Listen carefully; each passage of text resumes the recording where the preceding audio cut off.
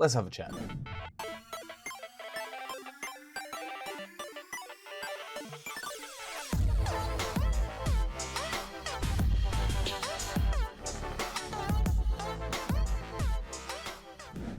Hi, welcome back to FlipFox. For those of you who might not know me, my name's Cami. This is my small business that I've started from absolutely nothing, where I buy and resell video games, tech, consoles, everything in between as a little bit of a side hustle and just see how it goes. Currently, it's just towards the end of January the 24th to be exact, and I've been running FlipFox for 2 months. In that time, I've made some mistakes, and I've done some things that I'm actually really quite proud of. And in this video, I just want to talk about the 5 mistakes that I made and the 5 things I'm glad that I did really early on, and hopefully someone else out there can learn from these mistakes and follow along if you're wanting to start your own reselling business. Let's get into it. Mistake number 1, buying off of one sales success. One of the first sales that I did early on in FlipFox's journey, I sold my own Nintendo 3DS console. I got a lot of money off of it. From that one sale and that one bit of success, I just assumed that 3DS products were flying off the shelf.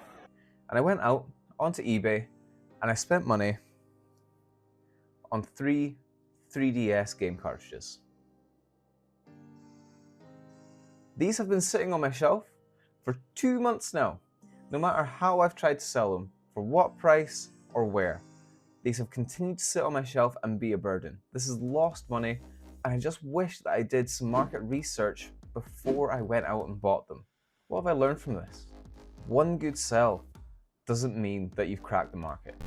You can't just assume that 3DS products are flying off the shelf because the console sold really quickly. The games, they're not doing too hot. What about the pros? What's the first thing that I'm glad I did really well early on? I started small. The positive side of that mistake is that it was a small mistake.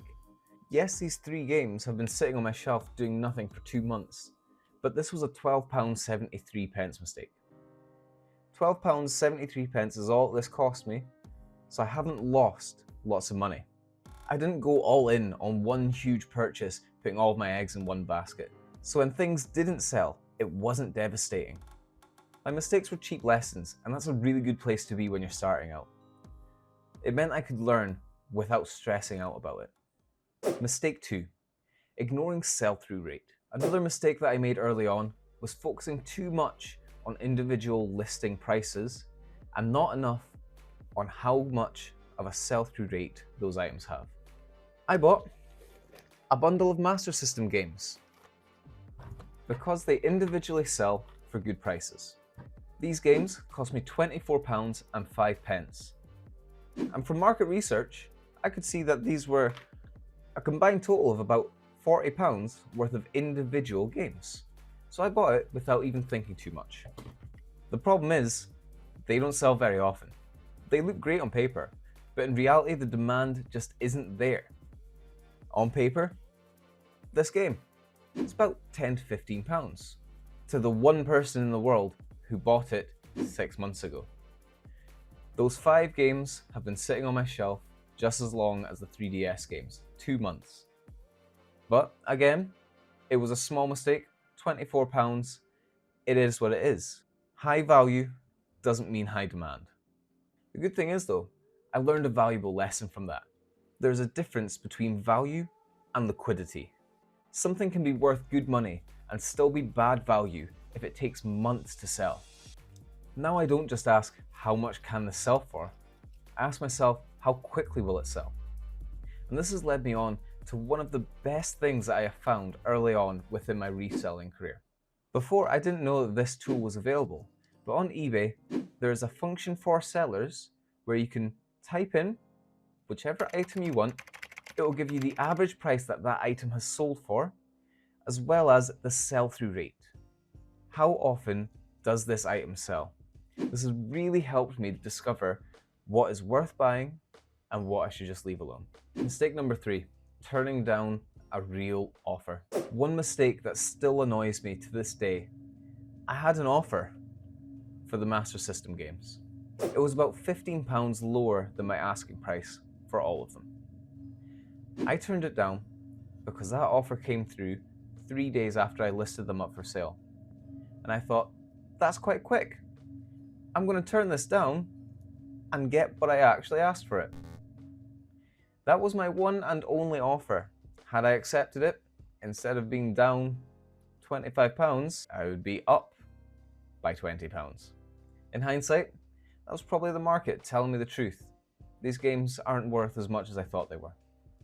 The next thing that I thought I did really well early on was I bulk bought padded envelopes. I went onto Amazon and I found 50 padded envelopes for £8.99. That works out to around about 18 pence per envelope.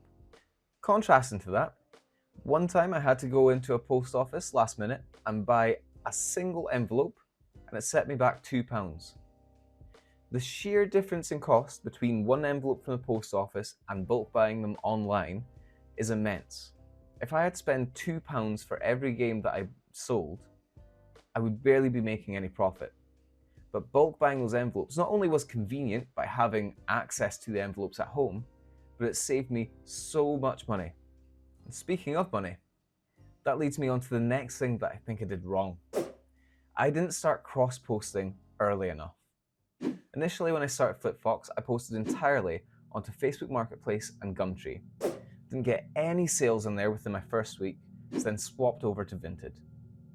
Vinted was really successful for the next month, and then it died down.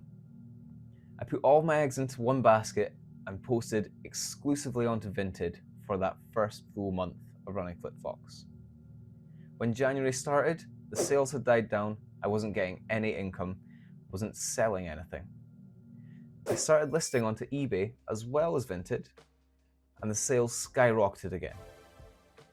I wish that I had been cross-posting onto eBay and Vinted much earlier on, and perhaps I could have sold a lot of this stock much faster. Instead of taking 2 months to sell everything, it might have taken half that time, and I would have doubled my money in the same amount of time. I basically limited my audience for no real reason. Pro number 4, tracking my money properly and keeping it separate. I'm glad that I did this properly from day one.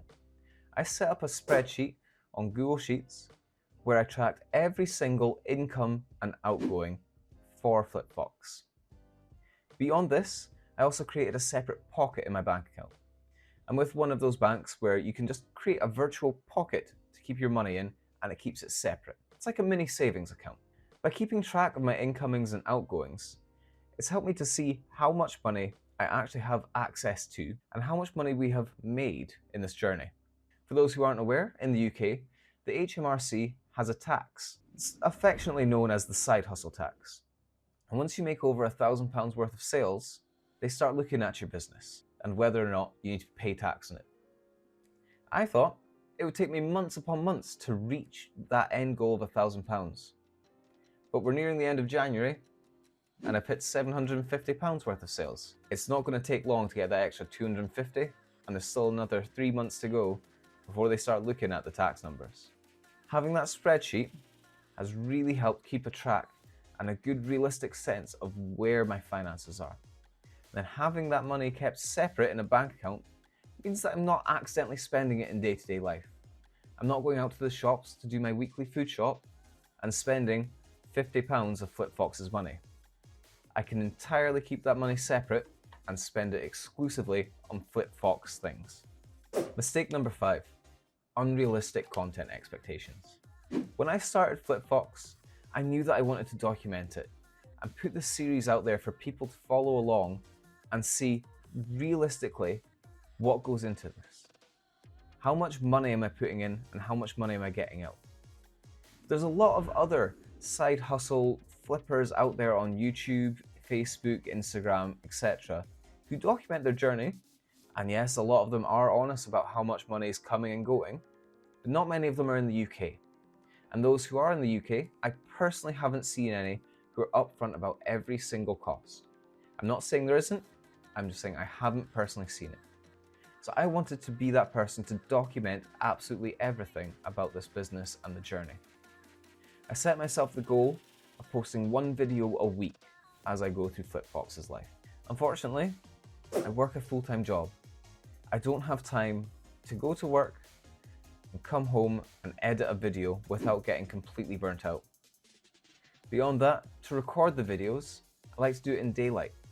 I don't have good enough professional lighting to get away with recording in the evenings when it's dark.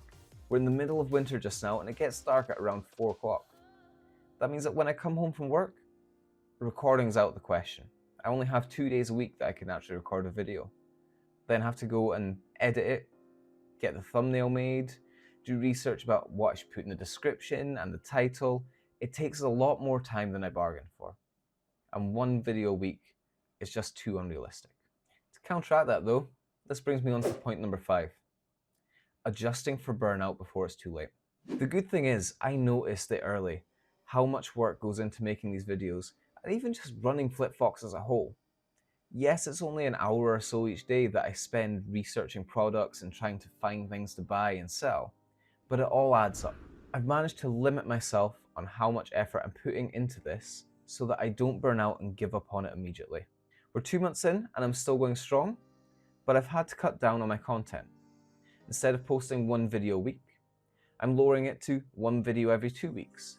Plus, I've taken some time off between Christmas and now to record some videos and build a bit of a backlog. If I hadn't realized this early enough, and I kept going at the rate I was initially going, I would be burnt out, and chances are I would have given up on this by now. I know there's a lot more can be done with FlipFox. A lot more money to be made, a lot more content to be made, and a lot more fun to be had along the way. But if I got burnt out, I wouldn't be doing this. So that's it. 5 mistakes, 5 wins. I'm still learning, still making errors, and still figuring things out as I go on. I am by no means a professional. This is not related to what I do in my day-to-day life. This is something that I have a passion for and I'm doing as a hobby. Everything that I've done up to this point, I figured out entirely on my own. And that's kind of the whole point of FlipFox. That's why I enjoy it. This is my project. This is my hobby. I get to make the rules for how I want to do it. And if you're starting out, hopefully this video saves you from making one of these mistakes, and maybe you can even learn something from it as well. But if you have already made those mistakes, you're not alone. And I'm sure there's many more mistakes I'm going to make along the way, and I'll join you on there. But that's it for today. Thanks for watching.